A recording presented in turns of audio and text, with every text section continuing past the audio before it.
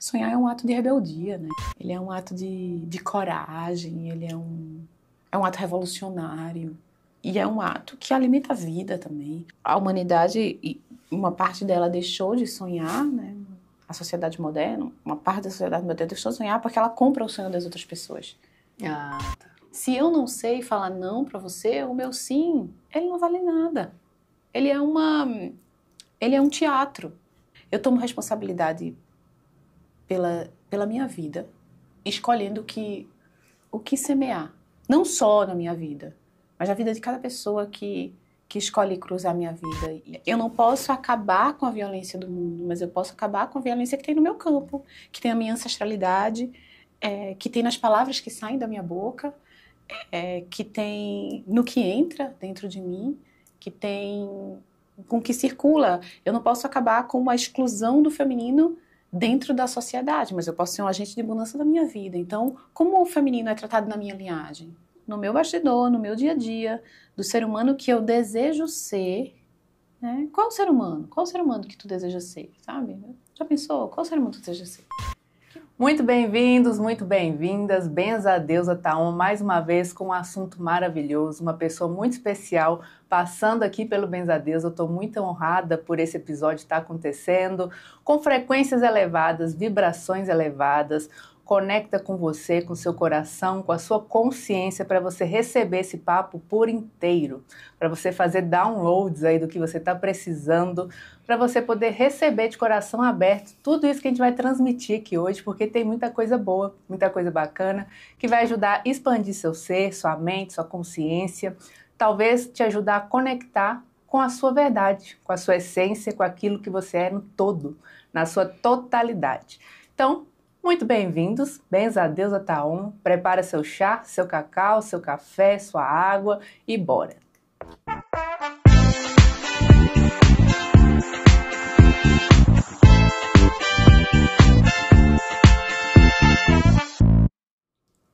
Minha gente, eu tenho uma pessoa muito especial hoje, abrilhantando aqui o episódio do Benza a Deusa Podcast. E eu quero apresentar para vocês Dani de Maria Gun. Muito bem-vinda aqui no Benza a Deusa. Obrigada por isso.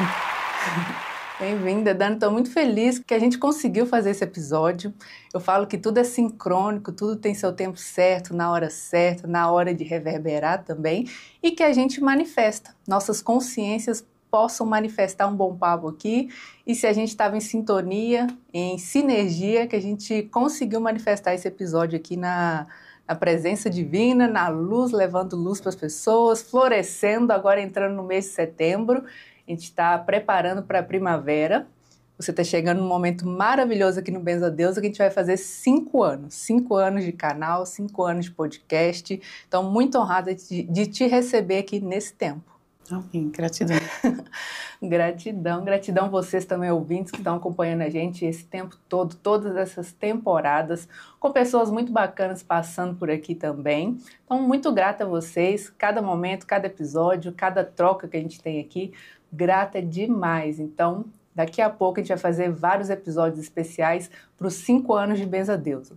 Vamos lá, Dani, vou apresentar essa mulher para vocês. Quem não conhece a Dani de Maria, gente, essa mulher é fantástica, ela faz várias experiências e retiros com as pessoas, conecta você com a sua verdade, com a sua essência, te ajuda a voltar para a sua casa, seu coração, quem você é de verdade, né? Então ela é empresária, terapeuta, palestrante, mãe, esposa, facilitadora de imersões e experiências de autoconhecimento, né? Tudo isso, um pouquinho. Tudo isso, mais um pouco. Um pouquinho, Muito bom, Dani. Antes da gente começar, eu queria te entregar um presente. Aceito.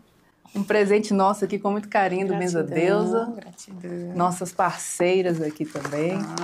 Cacau. Cacauzita. Em pedacinhos, lindo. Rau Cacau, chegando aqui como parceira do Benza a Deusa. Que lindo. Cacau amazônico, super consciente, desde a produção até a extração. Que lindo. Todo o processo consciente. Fico feliz de mais e mais marcas, né, trazerem o cacau, assim, Este aí é um filho meu, um oráculo.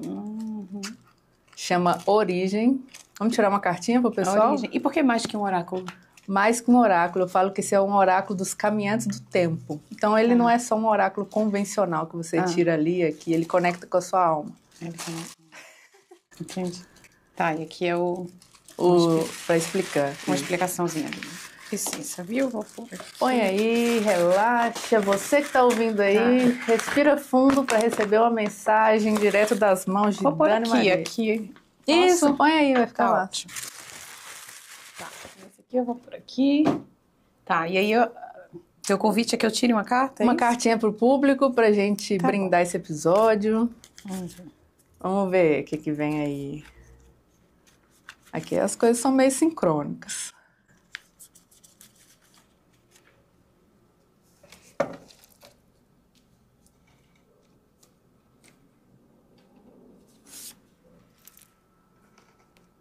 Feminino e masculino. Uau! Caramba, esse oráculo ele é dual, ele traz duas partes e trouxe justamente feminino e masculino pra gente, pra esse episódio. Sim. E um não exclui o outro, quer dizer que temos as duas energias dentro da gente, sempre, né? Somos uno, somos inteiros, você fala muito disso também na sua rede, né? E recentemente você falou sobre a falta do feminino que traz tantas guerras, tantas comparações, competições, né?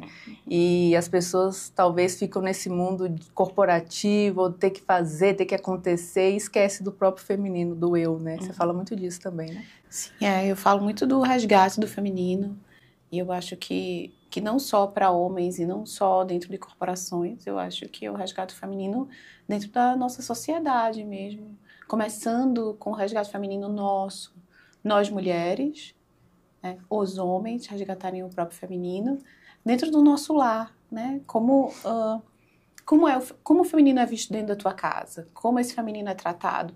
Falo que a gente não tem o poder de acabar com a guerra no mundo, mas a gente tem o poder de acabar com a violência que existe no nosso campo, que existe no nosso ser, que existe dentro da gente, que existe dentro da nossa casa. E se cada ser humano, né, acabar com uma violência e com a exclusão do feminino dentro de si, dentro do seu lar, onde você reina, essa violência pode acabar no mundo, né? A sociedade é uma junção de pessoas, né? Então, é um reflexo de como está cada casa, como está cada ser, né? Ela é um reflexo disso. Então, eu não posso acabar com a violência do mundo, mas eu posso acabar com a violência que tem no meu campo, que tem na minha ancestralidade, que tem nas palavras que saem da minha boca, que tem no que entra dentro de mim, que tem com o que circula. Eu não posso acabar com a exclusão do feminino dentro da sociedade, mas eu posso ser um agente de mudança da minha vida. Então, como o feminino é tratado na minha linhagem? Como esse feminino foi machucado atrás? Eu posso fazer essa busca e eu posso escolher que acabe em mim. Como eu trato o feminino dentro da minha casa, como o meu marido trata o feminino dele. E eu como essa representante do feminino dentro do meu lar, eu posso fazer esse convite ao meu marido. Vamos olhar o teu feminino, como está o teu feminino, né? E eu posso fazer isso dentro da minha casa, com as minhas filhas. E eu posso fazer com cada pessoa que entra dentro do meu lar. E eu posso fazer, portanto, dentro do meu trabalho. É o que eu faço no meu trabalho. Eu falo que eu gosto de... eu não gosto de ser contra nada. Não gosto de ter um discurso violento contra nada. Eu gosto de incorporar na minha vida, na minha realidade, tudo aquilo que eu advogo. Então, eu sou uma ativista da minha própria vida e uma ativista da minha própria realidade. E é assim que eu falo com o feminino, e é assim que fiz na minha jornada, e dessa forma é assim que eu levo nos espaços em que eu ancoro, nas rodas em que participo ou que vou ancorar, nos trabalhos em que sou chamada a fazer, nos lugares em que vou, mas eu começo isso dentro de mim, e depois dentro da minha casa, e só depois em outros espaços, assim. Levando para o externo, né? Na verdade, eu acho que o externo vai refletir toda a mudança, não é isso que acontece? Sim, com certeza. Cada vez mais que a gente se trabalha, o externo vai modificando, né? Sem dúvida, eu falo que nada mudou na minha vida e tudo mudou. Eu quero dizer que nada mudou, eu continuei sendo eu, apesar de que eu descobri uma nova eu. A minha mãe continua sendo a minha mãe, o meu pai continua sendo o meu pai, e o meu marido é o meu mesmo marido. Sim, o meu marido, estou com ele há 18 anos, as minhas filhas são as mesmas, mas tudo mudou. Tudo mudou porque eu mudei, né? Então, eu tenho a honra de dizer que a minha vida, e eu tenho uma gratidão por isso, a minha vida é um reflexo das minhas escolhas. Hoje, eu cultuo a minha vida como quem cultua um altar. Se você for na minha casa, você vai ver que a minha casa é uma casa-templo. Vai ter altar representado para todo tipo de deidade santa, todo tipo de representação que eu cultuo vai estar. Eu faço questão de que esteja dentro da minha casa, representado de alguma forma. Então, lido assim na minha vida. Eu acredito que a minha vida é um semear daquilo que... É um colher daquilo que semeio, sabe? Uhum. Então, sem dúvida nenhuma, a minha vida e a vida de cada pessoa vai ser um reflexo das escolhas diárias, em ações, em palavras, em pensamentos. A gente não pode plantar morango e colher uva, né? Uhum. Então, eu acredito que... E sou muito feliz com a minha colheita, sabe?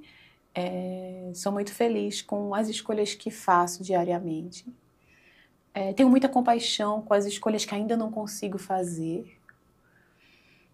E sou muito feliz pelo que semeio em minha própria vida e na vida das outras pessoas, né? Eu tomo responsabilidade pela minha vida, escolhendo o que semear.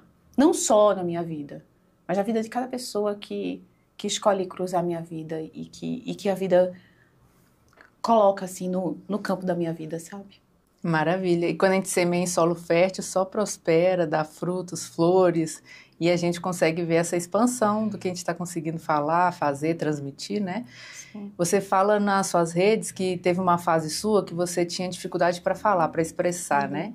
Por achar que não, talvez o que você tinha para transmitir, suas sementes não eram interessantes, né, para alguém ou para o público.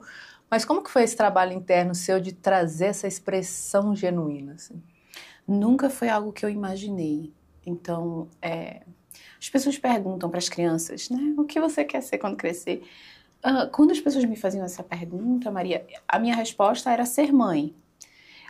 Então, e eu me lembro, assim, é muito interessante, eu me lembro que a minha resposta, ela travava outra pessoa. As outras pessoas faziam assim, não, eu não estou perguntando o que você vai ser como mulher. Eu sinto que era essa a resposta que as pessoas me davam, apesar de não me darem essa resposta. Mas, não, a gente quer dizer o que você vai fazer. E eu não tinha essa resposta. E eu me lembro que, mesmo criança e depois adolescente, porque aos 18 anos, já mulher, eu tinha que fazer essa escolha não era nem um pouco clara para mim. Eu me lembro que eu ia me arrastando para a faculdade. Eu sou formada em Direito, depois fiz a prova da ordem, então eu sou advogada de carteirinha apenas, porque nunca assinei uma peça. Nunca exerceu? Nunca exerci. Olha só. Mas fiz trabalho e estágio na área, né? Enquanto me formava em Direito, mas não era uma paixão, não era uma vocação. Era eu respondendo ao que esperavam de mim. Então, eu sempre fui muito boa de fazer isso. Acho que eu fui formada, graduada e recebi estrelinha sobre ser uma pessoa que os outros esperam que você seja. Moldada. Sim. Então, eu era uma boa aluna da escola de como ser o que os outros esperam. Podia até dar aula, assim. Mas a partir da minha segunda gestação, na verdade, desde a minha primeira gestação, isso foi morrendo, né? E a partir da segunda isso acabou. Mas, voltando ao começo, entrei num parêntese, que eu não sabia o que queria fazer. Então, quando eu estou aqui hoje, falando com você, ou quando eu vou abrir uns espaços, quando eu vou para um palco para falar para muitas pessoas, ou num espaço onde eu falo para poucas pessoas, ou numa roda onde eu falo para menos pessoas ainda, eu falo que é o momento em que minha alma tá em êxtase, porque foi minha alma que me trouxe para ali, porque eu nunca imaginava e nunca foi um lugar que eu me projetei, mas foi um lugar que aconteceu. Como consequência de descobrir quem eu sou. Por isso que falo que foi que minha alma me trouxe mesmo, porque eventualmente em alguns momentos da minha jornada, porque eu tenho um marido que sempre trabalhou falando com o público, ele até dizia, ai Dani, tu não quer falar nada aqui? Eu falei assim, de jeito nenhum, isso não é pra mim. Ah, tá. Então assim, a minha mente dizia, isso não é pra mim, você tá louco. Nunca, jamais. Quando eu queria engravidar e eu sabia que eu tinha esse bloqueio de falar em público, fui em busca de matar esse bloqueio, não porque era talvez a minha alma trouxe a maternidade para me fazer esse chamado, porque eu disse, eu não quero engravidar, não conseguindo me comunicar com as pessoas, com grande quantidade de pessoas, mas vou te falar que até no íntimo não era fácil isso para mim, sabe? Então eu me lembro que eu fiz uma sessão de hipnose. Eu fiz uma sessão de hipnose e eu coloquei uma meta, eu vou conseguir palestrar num evento. Na época, eu estudava sobre o terceiro setor, que é uma área que eu tenho uma grande paixão também. E eu me lembro que eu acho que minha palestra foi algo sobre o terceiro setor, que era uma paixão minha, e é ainda uma paixão. Na verdade, eu sou apaixonada por pessoas, e o terceiro setor trata muito de gente, né?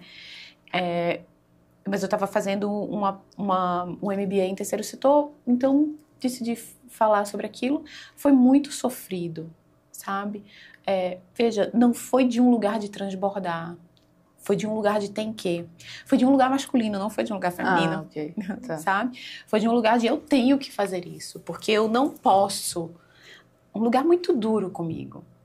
E aí eu bati aquela meta que eu tinha me comprometido, mas eu digo, não é pra mim mesmo. Sabe? Claramente não é pra mim. Ok, já me comprometi com isso, cumpri isso de um lugar duro, de um lugar de obrigação, de um lugar de que eu tenho que provar algo pra mim mesma, sabe? De um lugar muito duro. E até ali, quando eu fiz aquilo, eu falei, não é meu lugar. E aí, eu entrei num processo de despertar em 2020, muito profundo, onde eu descobri que era o que eu vinha fazer. E para descobrir isso, eu tive que limpar muitas crenças, desacreditar em muitas coisas que faziam parte da base fundamental de quem eu havia construído o que eu achava que eu era. Um personagem. Um personagem para estar aqui. Por isso que falei que eu sempre fui muito boa aluna. Para estar aqui. E quando eu tirei tudo isso, eu descobri a pessoa que hoje me entendo. E essa pessoa é uma grande comunicadora. Ela é a pessoa que sou, que descobri que sou, ela veio servir a partir da comunicação. Ela veio entrar em contato, mas não uma comunicação que eu não estou falando com a tua mente, eu falo com a tua alma, porque é a minha alma que fala. Então, e ela que me sustenta. Todos os grandes desafios da minha vida, em que minha alma me chamou, ela que me sustenta. Então, quando eu subo num espaço e a minha alma disse sim, é ela que me sustenta. Então, eu fui aprendendo a confiar nela e deixar ela transbordar. Então, nos meus processos, eu comecei em 2020, né, e não terminei até hoje. Continuo, né, graças à Mãe Divina, e tô aqui, me descobri uma comunicadora. Eu descobri que é isso que vim fazer. O que, amor? Estaria no último lugar do hall de possibilidades, daquele... Não tem um teste, né? Um teste que a gente faz quando é adolescente, teste pra saber o que você faria. Bem, mas me descobri essa pessoa. E você gosta hoje? Eu amo. Se sente em casa? Nossa, me nutre. Me nutre. É uma coisa que eu vejo a melhor parte de mim acontecer. Eu me encanto por mim, pelo que eu posso proporcionar no espaço, pela pessoa que eu tive que me tornar para o processo. Ninguém me deu isso. Ninguém olhou para mim e disse, é isso, eu não sou um personagem numa história. Então quando eu me vejo exercendo o que vim fazer, isso assim, não existe a menor possibilidade de isso não ser o que eu vim fazer na vida, porque eu entro num espaço dentro de mim que no meu dia a dia esse espaço não chega, entende? Esse espaço ele só chega dentro de mim, é um brilho, uma força, uma energia que eu entro em contato, que só acontece quando eu estou nesses espaços, e tá esse serviço e tudo bem, sabe? E tá tudo bem, porque entendo que é algo que passa por mim e que tá a meu serviço e a serviço do espaço. Nossa, agradeço e faço questão de, no meu dia a dia, honrar esse lugar. Uhum. De, no meu dia a dia, honrar esse espaço que me é dado quando estou exercendo a melhor parte de mim. Então, no meu dia a dia, eu faço questão de honrar minha alma. Como? Nossa, cultivando boas relações, cultivando uma boa relação comigo, sendo respeitosa comigo, tendo muita honra pelas escolhas que eu faço, por quem eu sou no dia a dia, pelos meus bastidores, para que quando eu suba no palco, o meu bastidor e o meu palco estejam alinhados. Sabe, eu tenho uma certeza que o desalinhamento entre bastidor e palco, ele se apresenta uma hora. Eu digo que a vida foi muito generosa comigo em tantos setores, e um desses ela não precisou me ensinar a partir da minha vivência. Eu já pude ser testemunha tantas vezes de como esse desalinhamento mata a alma de uma pessoa, que eu disse assim, olha, vida, gratidão por me fazer ser testemunha desse desalinhamento, para que, então, assim, eu tenho muita honra pelo meu palco, porque eu tenho a honra pelo meu bastidor. E aí eu tenho essa consciência do meu bastidor e palco tá sempre muito alinhado. Uhum. Sempre andando junto, assim, sabe? Em coerência, né? Em coerência, Isso é muito o que eu tenho observado também, que a gente precisa trazer para o nosso dia a dia, coerência, né? Coerência com o que a gente pensa, com o que a gente fala, com o que a gente escuta, com o que a gente consome. Igual eu estava te falando, a gente estava numa feira esses dias, né? Onde todo o processo, toda a cadeia de produção era sustentável, desde a origem das pessoas que participam, que eu acho que talvez isso deveria ser básico, né? Mas necessário falar sobre isso porque se perdeu, né? No meio do caminho, né? Essa coerência de tudo, desde todas as pessoas que participam daquilo, pode ser numa empresa também, né? De uma forma geral, você também trabalha com empresas, mas até dentro da nossa casa e dentro da gente mesmo, né? Sim. Essa coerência de forma integral, para sermos inteiros, inteiras, como você também traz, né? E isso vai se mostrar e a coerência vai começar de dentro para fora, né? É uma reverberação que vai de dentro para fora, o desalinhamento vai acontecer, então... e aí é muito bonito, porque o meu servir, ele me ajuda muito a me autopoliciar, para que essa coerência continue existindo. E aí o meu autopoliciamento no meu bastidor, no meu dia a dia, do ser humano que eu desejo ser, né? Qual ser humano? Qual ser humano que tu deseja ser, sabe? Já pensou? Qual ser humano tu deseja ser? Que mãe tu deseja? Teve uma vez que eu vivi uma experiência muito bonita, assim, com a ayahuasca, em que eu estava muito nessa questão, assim, de como ser uma boa mãe. Isso, obviamente, é uma grande questão na minha vida, né? O maior servir da humanidade. Você quer aprender a servir?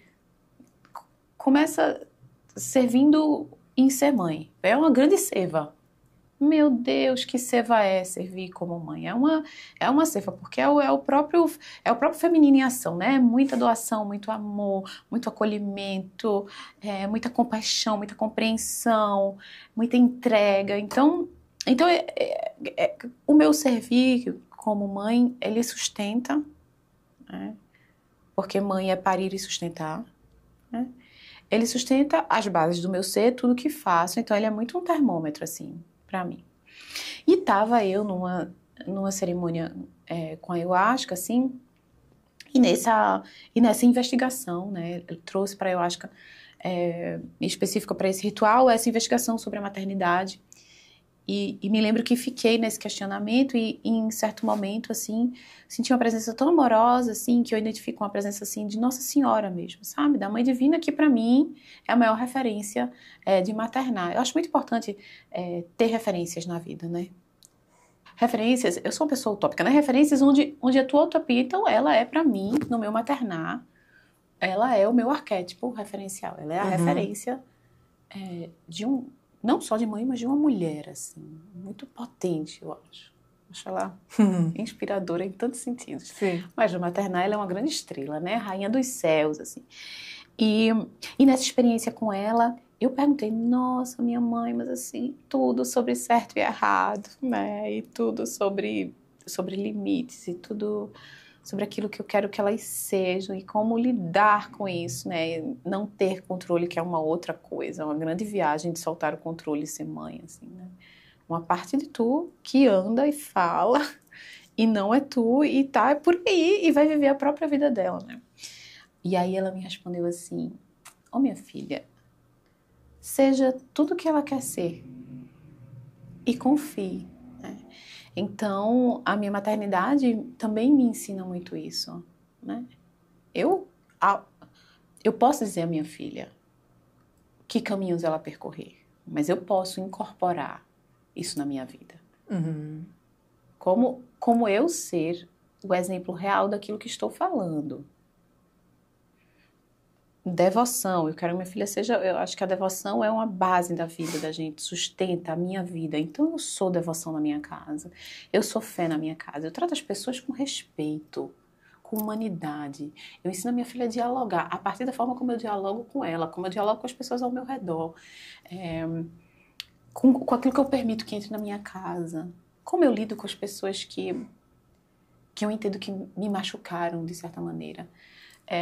Então, como eu lido com o meu casamento, como eu lido com o dinheiro, sabe? Então, eu vou incorporando isso. E aí, essa experiência com Nossa Senhora, assim, numa experiência ayahuasca, para mim, foi muito transformadora nesse sentido, assim, com relação à minha maternidade e como a maternidade sustenta muito de quem eu sou, construiu, me fez entender que nasceu uma mãe, né? Eu acho que toda vez que, meu amor, você pare alguém, você está parindo a si mesma ao mesmo tempo. Uhum.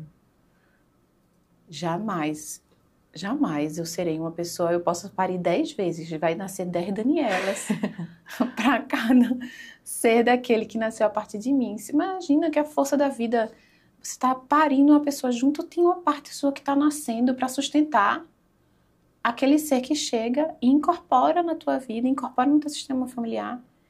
Ele vai pedir algo de tu, esse ser. Algo que tu seja. Nas minhas 2 experiências foi assim. A Tina me fez nascer uma Daniela que, meu Deus, eu desconhecia. Eu saí da jovem lá para uma mulher e a Tonton me tirou a minha sacerdotisa, assim, é isso que eu acredito, né? E a terceira, não sei o que tiraria, e a quarta. Então, eu sinto que, sem dúvida nenhuma, é um grande rito de passagem. E que toda vez que eu vou parir um ser, eu também tô parindo uma parte minha que vem junto para sustentar aquele ser ali, sabe? Maravilha. Dessa parte que você conta da sua ritualística de morte e renascimento, né? A gente pode fazer isso em várias fases da nossa vida. Até quando a gente acorda já é uma morte e renascimento de um dia para o outro, né? De forma simplificada.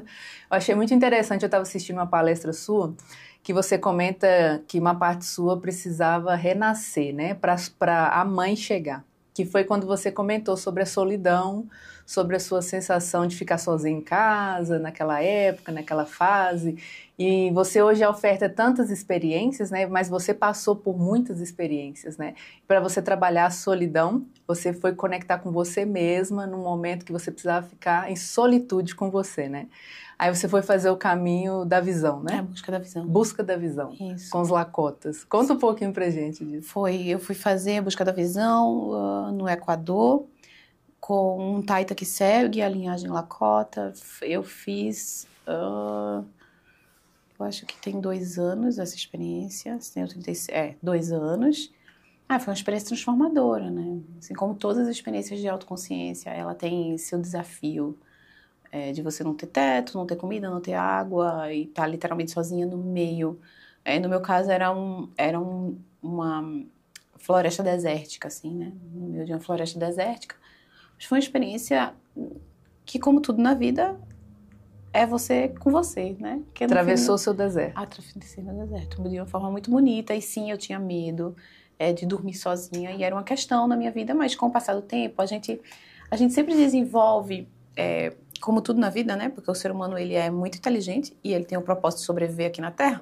Então, ele desenvolve várias tecnologias de sobrevivência, né? Várias estratégias de sobrevivência para sobreviver aquilo que, de alguma forma, o confronta. Então, eu tinha desenvolvido uma técnica de sobrevivência uma estratégia de sobrevivência para dormir sozinha quando eu precisava, sem morrer, que era ligar a TV. Olha só. Era ligar a TV com a TV muito alta. Tem um ruído. Tem um ruído. Me trancar no quarto, garantir que todas as janelas estão trancadas. Eu olhava debaixo da cama. Era uma coisa bem infantil até, assim, dentro dos armários. Era uma fobia, né? Era uma fobia muito séria. E aí, na época, que era o auge, assim, disso, eu morava em Moema. E em Moema, não sei se as pessoas sabem, quem não mora em São Paulo, Moema é muito perto do aeroporto de Congonhas. Então, a gente, tristemente, se habitua com o barulho, o ruído do avião. É uma coisa bem forte, assim, do avião a todo momento ali em cima. Então, eu sabia que horas era que tinha dado o pico, assim, da noite, porque parava de ter avião, e que horas já virou de manhã, porque eu me trancava inteira, tirava toda a claridade. Então, não era o externo que me... E eu procurava não olhar relógio. Eu tinha várias... Eu tinha montado uma estratégia muito inteligente para me blindar, entende? Então, a TV alta era muito importante para não escutar ruído externo. Então, tipo assim, eu achar que o gato do vizinho, a gente morava em apartamento, o barulho do apartamento, eu deixava a TV muito alta. Tinha que ser filmes de comédia ou romance, porque qualquer coisa que fosse... Até eu adorava na época filme policial. Hoje em dia eu vejo muito pouco TV, até muito pouco Netflix, assim, eu não consigo mais me prender, mas na época era algo que eu via, séries policiais, assim, então eu tinha um acordo comigo de não ver séries policiais, então era comédia ou reality show. Eu me lembro que eu adorava reality show, assim, bem água com açúcar, assim, então alto, me trancava inteira no quarto, e aí eu garantia tudo. Água, comida. Caramba. Eu tinha todo um acampamento. Um acampamento dentro do meu quarto. Trancava tudo, assim, todas as portas, garantia. Olhei tudo. Não tem... Nada vai me noiar. E lá eu ficava até e eu não conseguia dormir se eu estivesse sozinha. Então, às vezes, se eu estivesse muito cansada, eu me lembro que eu conseguia pegar no sono, mas era aquele sono alerta. Tá. Que assim, no meio da madrugada, oi, acordei, sabe? Assim, não era um sono em paz, era um sono em alerta, quando eu tava sozinha, por esse medo, né? E aí eu ia. Então, quando era, tipo assim, de manhã, que o avião começava a decolar de novo em Congonhas, eu pedia. Aí eu me lembro, assim, que já vinha um relaxamento em mim, e aí eu já podia viver de novo, e eu saía do estado de alerta que eu tinha me acostumado durante a madrugada, e assim fiquei. E aí, na busca da visão, eu tive que, obviamente, me confrontar, né? Porque não tem nem a barraca de dormir. Mas aí te deu eu vou fazer... Então, quando eu cheguei nos 36 anos, eu ia fazer meu aniversário de 36 anos, um pouco antes, eu falei, eu quero passar esse aniversário 100% sozinha, ou seja, eu não quero passar com as minhas filhas, não quero passar com meu marido. Eu quero ir para um lugar em que era isso que veio, assim, para mim do nada. Veio no meu coração, assim, eu quero passar sozinha, eu quero passar em silêncio. Aí começou a vir, eu quero passar no meio do nada, eu quero que ninguém consiga falar comigo, eu quero estar 100% sozinha. E aí, uma amiga minha, eu ia levar um grupo de mulheres pro Peru, para fazer uma dieta no Peru com o povo Shipibo. Uau! Algum tempo depois, e uma amiga minha que ia junto comigo nessa viagem, falou assim, Dani, vou estar meio off, porque eu tô nesse lugar aqui. E ela mandou uma foto do lugar. Até a nossa viagem. E a Luísa, uma amiga muito querida, a Lu Rosa. Então, pode ser que não entre em contato comigo, mas, uma semana antes eu tô ativa, hein? Não. Aí eu, tá. Daí ela mandou a foto. Quando ela mandou a foto, eu falei assim, amiga, eu não sei que lugar é esse, eu não sabia onde é.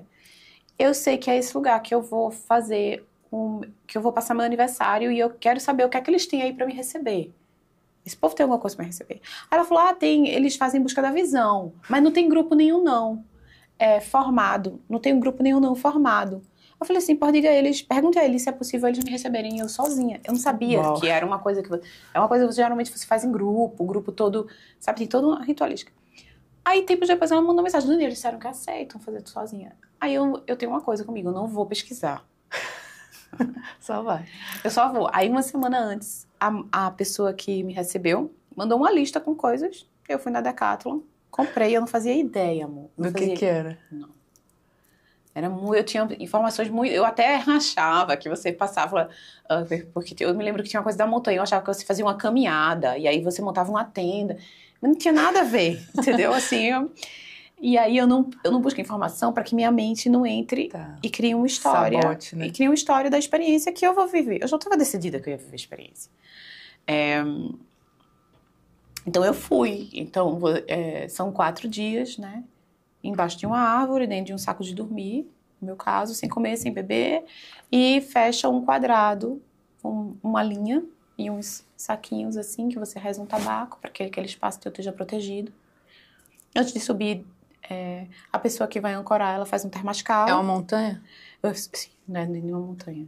Era uma montanha belíssima, tá? Eu fiquei na frente de 2 montanhas lindas, o lugar era muito mágico. O lugar tinha toda uma lenda com relação à própria busca da visão. Um lugar muito, muito mágico mesmo, sabe? A própria natureza em si já trabalhando, né? Sim, nossa, muito especial. E tu sabe que quando ele me... Eu escolhi minha árvore e lá fiquei. Então, geralmente, você sobe em grupo, eu subi só.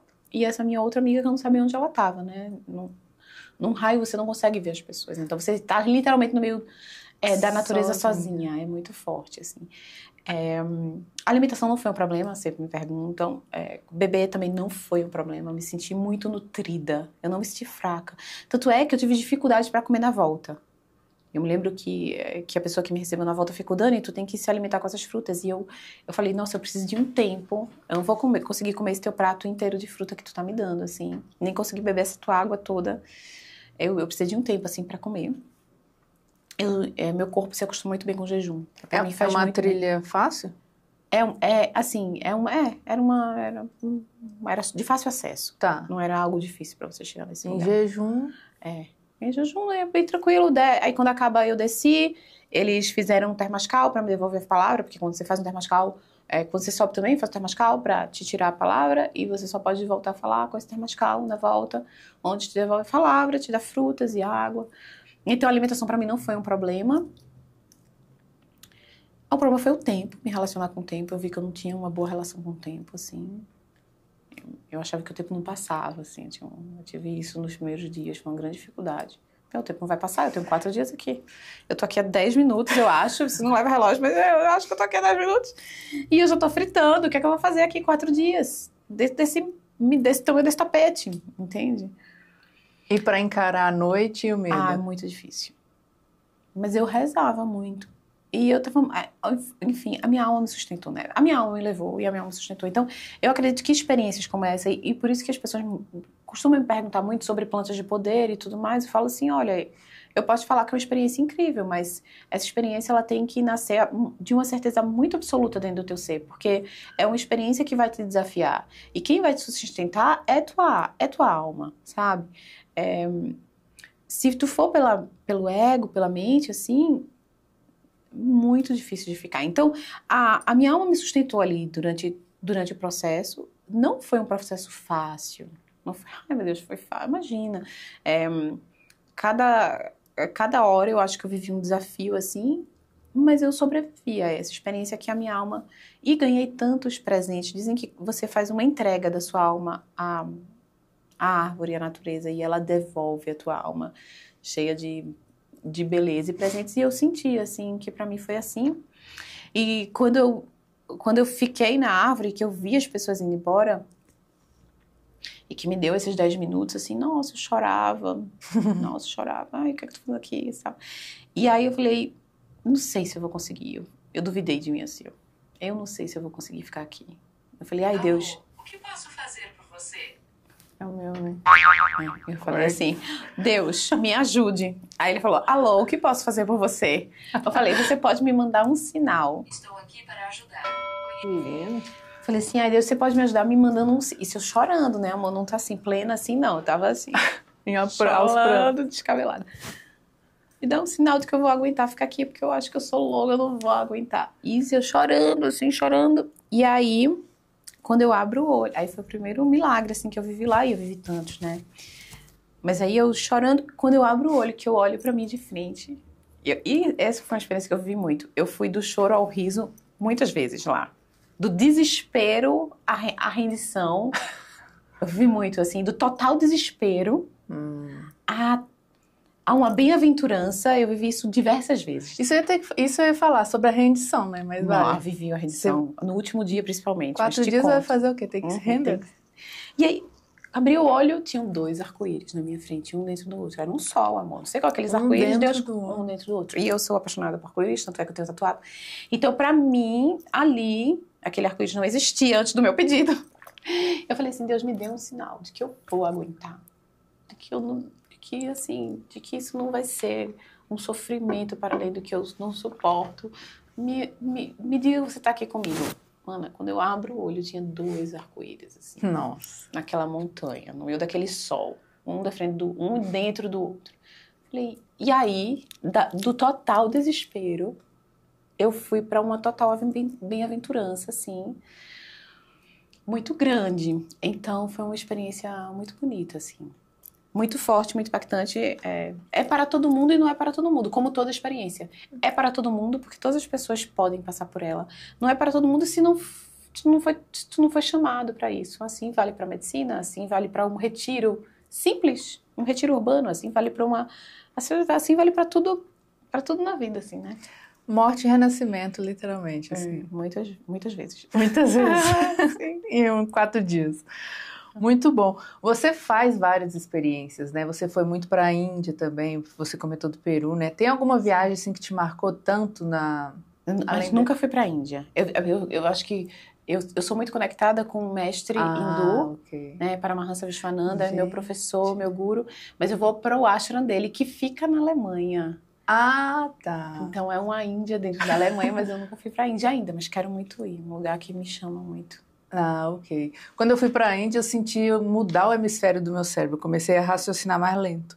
Mudou, assim, foi pisar lá e fez assim. Aqui a gente é mais agitado, né? Mas São Paulo, principalmente, né? Lá fez assim, em slow motion. Apesar que lá é um caos, né? Mas é um caos no... Tá todo mundo assim... lento. Não é lento de lentidão de ter que fazer as coisas, mas... é mais espiritual o espaço. Sim, eu sou apaixonada por toda a cultura. Eu acho que eu estou intencionando fortemente de ano que vem. Se Deus quiser, eu vou estar lá. Maravilha. Então, dos lugares que você passou, Índia é um próximo, mas teve algum que te marcou também, assim, uma experiência forte no seu processo? Nossa, essa do Equador foi forte. Todas as vezes que eu fui para fazer direto no Peru, foi muito forte. Eu fui para Guatemala, para aprender com a abuela sobre cacau, também foi poderosíssimo, uma mulher muito forte, muito poderosa.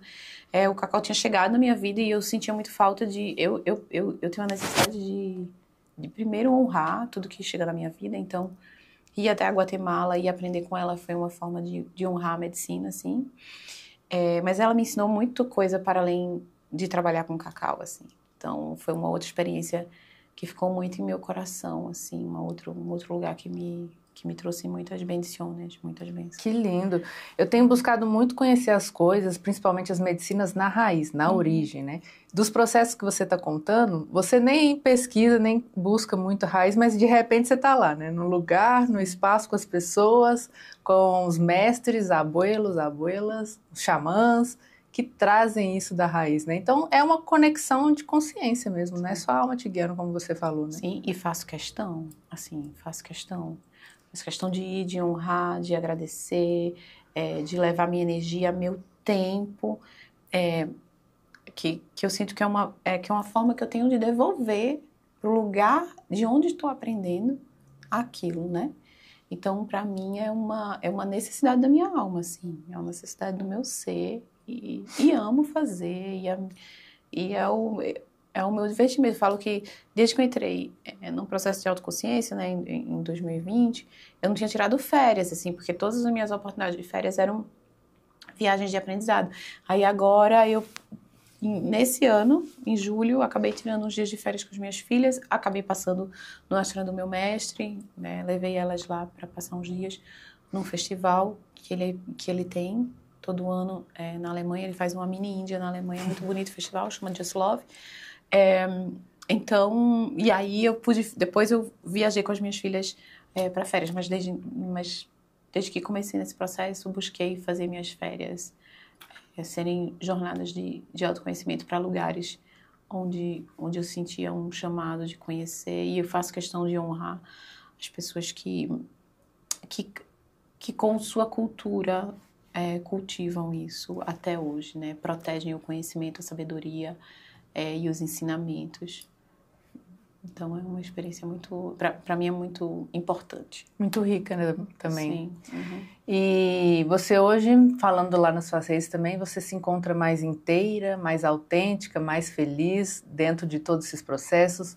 Óbvio que o estado de felicidade é uma coisa construída, né, que a gente pode fazer essas escolhas todos os dias, a cada momento, mas você se sente mais inteira com você, assim, ser... Você se sente assim... Eu gosto de falar muito que ser é natural, né? Ser é simples, ser é natural. Mas você sente que chegou nesse lugar assim, ser você? Sim, me sinto muito mais inteira, muito mais verdadeira, mais honesta, mais presente para mim, para minha própria vida, mais ancorada na minha própria história, de uma pessoa que escolheu revisitar a própria história e a história das pessoas que vieram antes. Então, eu me sinto muito mais enraizada em mim, na minha história, e dessa maneira eu sinto que é mais fácil de lidar com a vida e com tudo que a vida apresenta, né? A felicidade, ela se apresenta em momentos da vida, né? Em uns a gente está muito feliz, em outros nem tanto, e essa oscilação, eu acho que ela faz parte natural da vida, né? Eu acho muito importante sentir tristeza.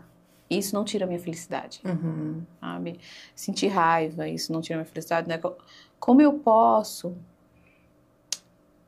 me indignar com as coisas que acontecem na vida se eu não tiver contato com minha raiva, né? Como eu posso colocar limites e dizer, aqui eu não permito que você entre nesse espaço da minha vida, né? Isso aqui senão você não vai avançar, a pessoa, né, que estiver entrando em contato comigo. Como eu posso ser conhecedora das minhas bordas se eu não entro em contato com minha raiva? Então, como eu posso... sabe quando eu estou entregando o retiro, o meu medo está muito presente, assim, eu navego muito com ele. E eu fui uma pessoa, como falei, o meu medo me dominava, né? Eu olhava embaixo da cama para ver se eu podia dormir. Então, eu tinha muito medo do meu medo. E obviamente, entrar num processo de autoconhecimento é entrar em contato com tuas emoções, né? Entrar em contato com as minhas emoções, com aquilo que me acompanha. E eu sempre senti muito, assim, desde muito pequena. Então, o medo era uma questão para mim, porque eu sentia muito medo. E é muito interessante, porque hoje os espaços que eu ancoro, eles estão muito presentes, as minhas emoções, a minha alegria, a minha tristeza, a minha raiva e o meu medo, e principalmente o meu medo para navegar até onde eu posso ir e sentir se isso está conectando com as pessoas, sabe? Então o medo me ajuda muito a me conectar com as pessoas e não me afastar das pessoas. Olha só que interessante, sabe? Então isso faz parte de ser humana, dessa experiência humana, e eu quero a experiência total mesmo, né? Completa. Isso que você falou de conhecer as bordas, né? Isso é muito interessante, né? Porque se você não conhece seus limites, como que você vai pôr limite, né? Isso é muito bom que você falou. Como você vai se relacionar? Como se relacionar, é verdade. Como eu posso me relacionar se eu não conheço meus limites? E eu quero conhecer os limites do outro. E eu falo, por favor, traz pra mim teus limites, né? Me diz os teus nãos. Eu quero os teus nãos. Eu convido os teus nãos pra mesa nessa relação. Porque se tu não souber me dizer não, o teu sim não vai valer de absolutamente nada. Eu não te conheço. E foi uma grande coisa, assim, que eu percebi, né? Como eu era muito um papel da boa moça e de querer agradar, uma coisa que quebrou meu coração, e eu acho que pra mim, na minha jornada, uma coisa que se mostrou muito real é que eu precisei permitir quebrar meu coração para tomar uma decisão de fazer diferente. enquanto eu não entrava em contato com aquilo que quebrava o meu coração, eu não podia fazer uma mudança, porque aquilo não quebrava o meu coração. Então, uma coisa que quebrou meu coração para que eu fosse em busca de voltar para mim e de ter relações honestas, foi perceber que, como eu gostava de agradar, eu percebia que as pessoas, ninguém se relacionava comigo. As pessoas se relacionavam com quem elas acreditavam que eu era, a partir de uma projeção delas. Então eu descobri assim, para mim, relações é tão importante. Essa pessoa nunca se relacionou comigo. De verdade. Isso quebrou meu coração. Se eu não sei falar não para você, o meu sim, ele não vale nada. Ele é um teatro.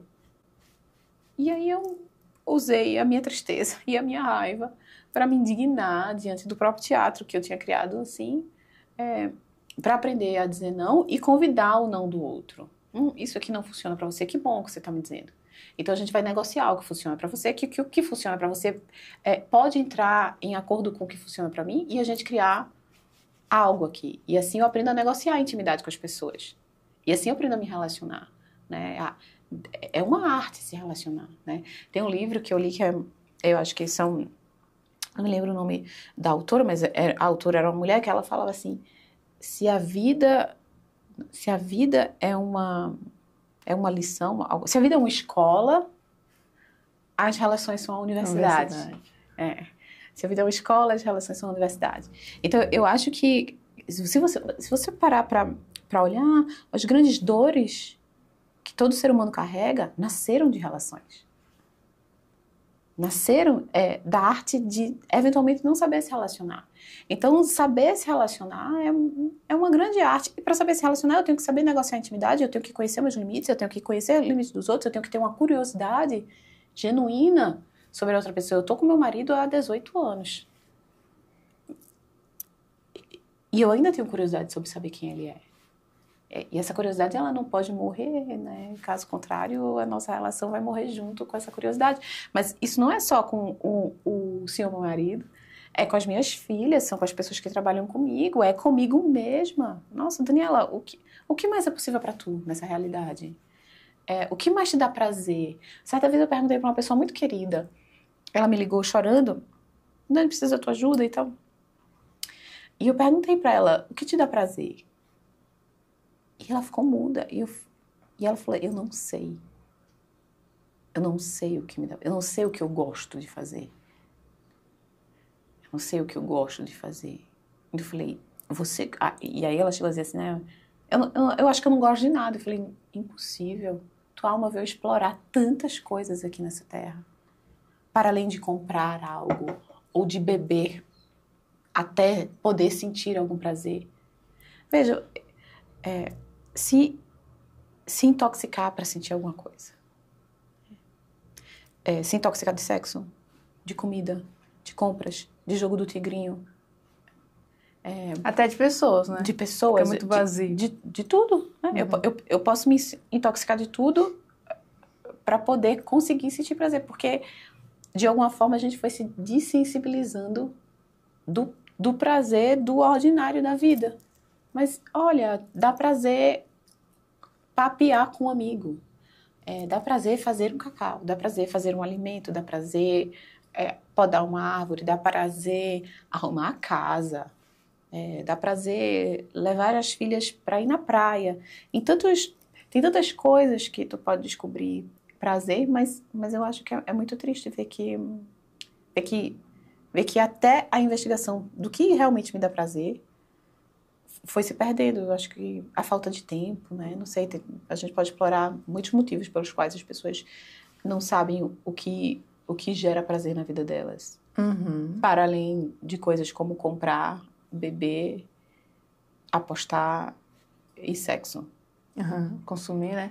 Uhum. E além do prazer também as pessoas estão esquecendo de sonhar, né? Que aí apagaram, estão vivendo no automático, você comenta muito sobre isso também, né? Uhum. A vida automática, dia a dia, o dia a dia começa a tornar comum, né? Aquilo a pessoa já nem lembra mais o que fez ontem, com quem estava, por que daquilo, igual você está comentando também. Escolhas conscientes, né? A gente está falando muito de plantar sementes em solos férteis, mas quais tipos de escolha a gente está fazendo o tempo todo, né? Você escolheu estar aqui hoje fazendo esse podcast, né? Para levar essa conversa para mais lugares. A gente poderia estar fazendo qualquer outra coisa, né? Um projeto, estar em casa dormindo, descansando, enfim. E essas escolhas conscientes criam pontes, né? A gente cria pontes com relações, igual você está comentando, espelho. De todos esses assuntos que você comentou, eu amo quase a maioria toda que você... A trilha que você falou do Lakota eu já estou querendo fazer também, porque isso é uma coisa que ressoa muito comigo, com o meu íntimo. E isso faz parte também da gente poder experienciar aquilo que a gente não conhece, né? O conhecido, às vezes, cai no mundo comum, que aí você começa a ser uma pessoa medíocre no sentido de estar sempre no médio, no morno, fazendo sempre as mesmas coisas, né? Você não conhece o seu potencial, que é o que você está pontuando também, né? Que eu sou além disso, né? Para sonhar eu tenho que ter tempo. Para sonhar eu tenho que verdadeiramente me ouvir. Eu sinto que a humanidade, uma parte dela deixou de sonhar, né? A sociedade moderna, uma parte da sociedade moderna deixou de sonhar porque ela compra o sonho das outras pessoas. Ah, tá. Então eu compro o sonho da menina do Instagram, eu compro o sonho da moça, do CEO bem-sucedido, eu compro o sonho das outras pessoas que eventualmente nem é o sonho delas, elas também estão comprando o sonho de outras pessoas. Porque eu acredito que para sonhar eu tenho que estar muito presente em mim, sabe? Eu tenho que ter espaço para que o sonho se apresente para mim, né? Eu não tenho que estar correndo atrás de sonhos que não são meus. O meu sonho só pode chegar se eu estiver no meu lugar. Se eu estiver em busca de realizar o sonho de outras pessoas, me comparando com a realização de outras pessoas, o meu sonho jamais será meu. Eu vou estar sonhando outros sonhos que não são meus, assim. Então, sonhar é uma arte. Sonhar é um ato de rebeldia, né? Sonhar é um ato de rebeldia. Ele é um ato de coragem, ele é um ato revolucionário. Né? E é um ato que alimenta a vida também, que tira a morosidade da vida. Eu sonho sozinha, eu sonho junto com meu marido, eu sonho junto com minhas filhas, a gente sonha junto. Eu tenho sonhos compartilhados e individuais, então... Inclusive, eu acho que para uma relação de casal, sonhar compartilhado é muito importante, sabe? Porque fica para além de um lugar em que eu e você tá junto para pagar boleto, para resolver problema e para criar essas meninas aqui. Não, a gente tá junto para isso e para muito mais. A gente tá junto para sonhar algo junto também. E todos os dias a gente vê esse nosso sonho cada vez mais perto. Todo dia a gente poder rir desse sonho e imaginar ele se tornando realidade. E assim a gente vai ficando, usando um pouco da partícula de Deus que tem dentro da gente e manifestando a nossa realidade como Deus manifesta a realidade, né? Muito bom, muito bom. Pra gente, esse papo tá bom, né? Se deixar, eu vou extraindo mais coisa. Pra gente ir encerrando, e eu queria que você comentasse um pouquinho, porque você fala muito nas suas redes também sobre o estado de presença, né? Isso é muito importante nos dias de hoje, igual você falou, tem muito ruído, muitos convites acontecendo, muitos ruídos, a gente não precisa aceitar tudo, a gente não precisa se colocar em todos os lugares, porque convite tem demais. Até para você poder sair da sua essência, são convites ao tempo todo, né? Orbitando o nosso espaço, o nosso campo, o nosso sistema, querendo brechas para entrar, né? A tal da Matrix, enfim. Como que você lida isso com esse estado de presença? Estou presente aqui agora, na nossa essência mesmo. Olha, é um babado, como eu costumo dizer. É um babado porque tudo ao redor te convida à distração. Eu acho que chama marketing da atenção, não é? Eu não sei, porque essas coisas... Mas eu sei que a moeda mais cara hoje é a tua atenção.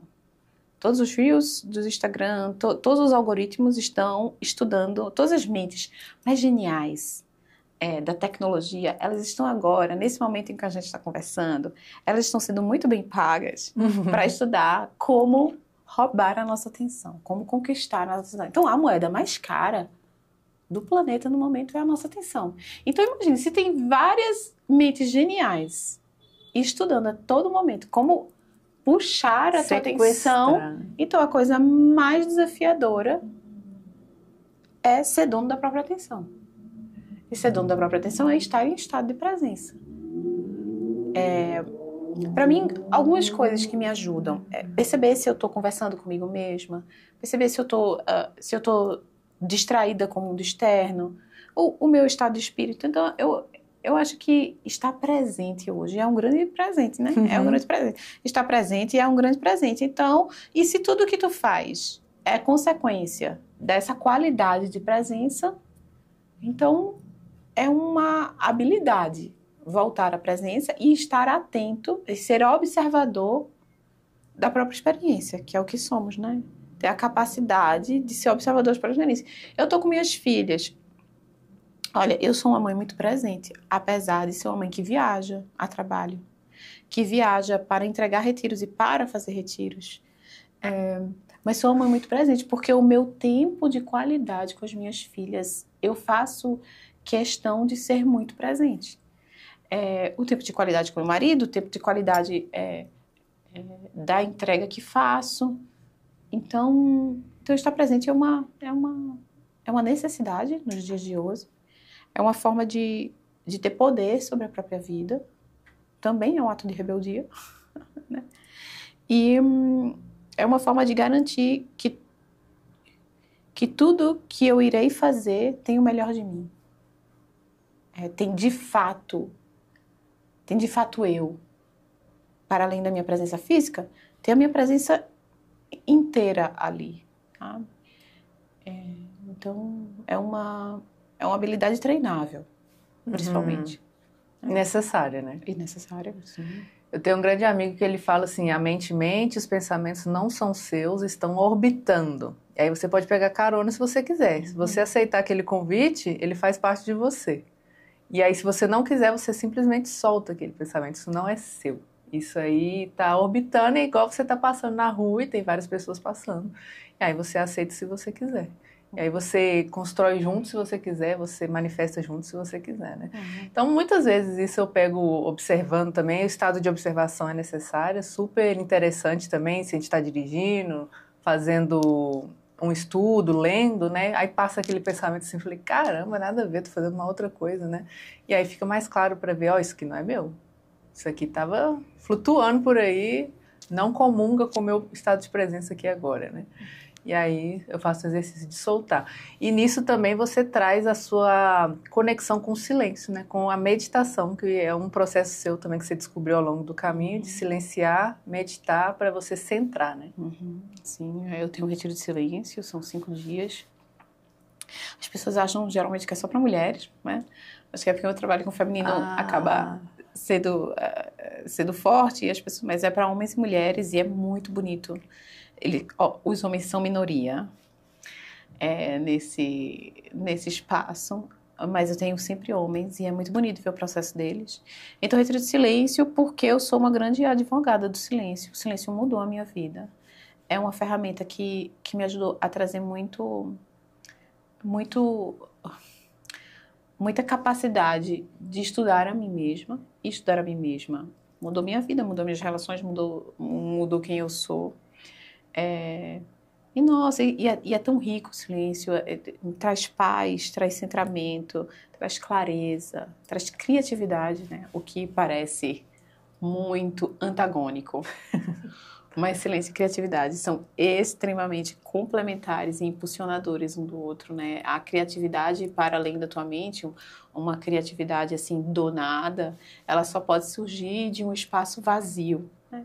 Se eu estou cheia de certezas, se tudo está ocupado pelo barulho, como essa nova ideia sutil vai chegar, né? Ela chega no silêncio. O silêncio me ajudou a entrar em contato com muitas dores minhas. Eu tenho muita devoção pelo silêncio. E como aquilo foi tão forte na minha vida, eu disse, e tudo que chega para mim que me impacta. Então, por exemplo, eu não sirvo medicina, né? Eu sou servida pela medicina, eu não sirvo medicina. Eu acho que você tem que ter um chamado muito da alma e um longo período de estudo. É uma coisa muito muito sagrada, servir medicina. É um ato muito sagrado, não é uma coisa, perdão, é um ato muito sagrado. Então, não sirvo medicina, mas quando eu fui pela primeira vez fazer uma dieta no Peru, falei, isso não pode ficar só comigo. Eu tenho que trazer mais mulheres. E então, eu sou essa pessoa que amo transbordar de alguma forma aquilo que para o outro dizer assim, nossa, vocês não vão saber o que eu descobri? Eu preciso mostrar a vocês, por favor, quem tiver interesse, vamos ali comigo. E então, o APC, que é meu retiro de líderes, é o resultado disso, é uma compilação de todas as nossas descobertas, eu faço junto com meu marido, eu e meu marido, o meu retiro de silêncio do mesmo jeito, nossa, descobri isso aqui, tudo que há de mais revolucionário é o silêncio. Então eu vou abrir esse espaço e vou entregar esse espaço para as pessoas e as pessoas estão precisando. Então assim nasce o meu retiro de silêncio e do mesmo jeito o meu curso para mulheres, né? Que eu estou lançando agora na primavera. Olha só. Também então é tudo que de alguma forma me ajudou a voltar para mim, e meu curso chama de Volta para mim, a voltar para mim, e aí isso é bem focado em mulheres, porque é desse lugar que eu posso falar, né? A voltar para mim. E eu transformei num curso, numa jornada de 1 mês e meio. E vai ficar muito bem. E aí, sim, focado em mulheres. Online? Online, Maravilha. Online, com encontros semanais. E no final, eu vou ter um encontro presencial. Ah, que massa. Com elas, eu decidi num primeiro momento desse encontro, assim. E eu espero que seja muito bonito. É um resultado de uma jornada muito bonita, assim, sabe? Verdadeira, né? Verdadeira. Bem genuína a sua entrega. Sim, e aí de tudo que eu vivi, que eu senti, que me atravessou, com uma curadoria de tudo isso, do que eu entendo, que mais criou raízes na minha vida, sabe assim? E que pode ser aplicável no dia a dia, não de uma maneira extraordinária, mas de uma maneira ordinária mesmo, uma maneira do dia a dia. Uhum. E que bom, em setembro tá chegando com muitas flores, muitas sementes, muitos projetos bacanas, projetos com alma, né? Isso é muito bom, muito importante também. Eu amo a primavera, não sei você, mas eu amo flores, amo primavera. Dá uma sensação boa, né? Que muda. Que tá florindo, né? Que Deus tá sorrindo lá em cima, e aí a consequência dele tá sorrindo lá em cima são as flores se abrir para receber esse florescer dele, né? Cada época tem seu significado, né? E seu motivo. A morte para mim, né? E para a caverna da morte também tem uma beleza. Mas o florescer é algo belo, né? É belo. Por natureza. Sim. Por natureza. E natural, né? Uma amiga passou aqui também no podcast, ela falou, não se abre uma rosa com a mão, tem o seu tempo, não adianta abrir uma rosa com a mão. A beleza daquela rosa, né? Daquele botão para florescer, para virar um ser, né? Nossa, eu acho muito linda a conexão com a natureza dessa forma. E genuíno também de ver isso, a raiz profunda, né? Aquela árvore, quanto mais alta, mais a raiz vai lá longe, não é isso? Para não tombar. Olha, às vezes tomba, né? Bambu, ele é flexível. Muito bom, Dani. Gostei demais desse papo. Estou muito honrada de te receber aqui. Obrigada a vocês que estão ouvindo também. Espero que vocês tenham gostado. Honrando mais 5 anos de Benza Deusa. Gratidão mesmo por esse papo, por trazer sua história. Deixa suas redes para o pessoal te encontrar, conectar com você lá também. Parabéns pelos 5 anos. Gratidão. Dani de Maria Gam, meu Instagram, é isso. Show demais. Então, muito obrigada a vocês que estão ouvindo. E só gratidão por mais esse ano de Benza Deusa, que a gente possa florescer com esse mês de setembro, trazendo mais coisas boas para todo mundo. Quer deixar alguma mensagem final para a galera, para o seu público? Mensagem final. Inspiracional. É que a vida é sagrada. Então, que você sacralize sua vida todos os dias. A vida pode ser um ato devocional. É isso. Gratidão, gratidão. E olha só, recado final, vamos integrar o nosso feminino e masculino, que foi a carta do início que saiu aqui honrando o nosso papo hoje, feminino e masculino, nossas polaridades, dualidades, sendo apresentadas de forma inteira, né? Que é muito do trabalho que você traz também. Então, gratidão mais uma vez, gratidão a vocês e até um próximo episódio. Até. Tchau, tchau.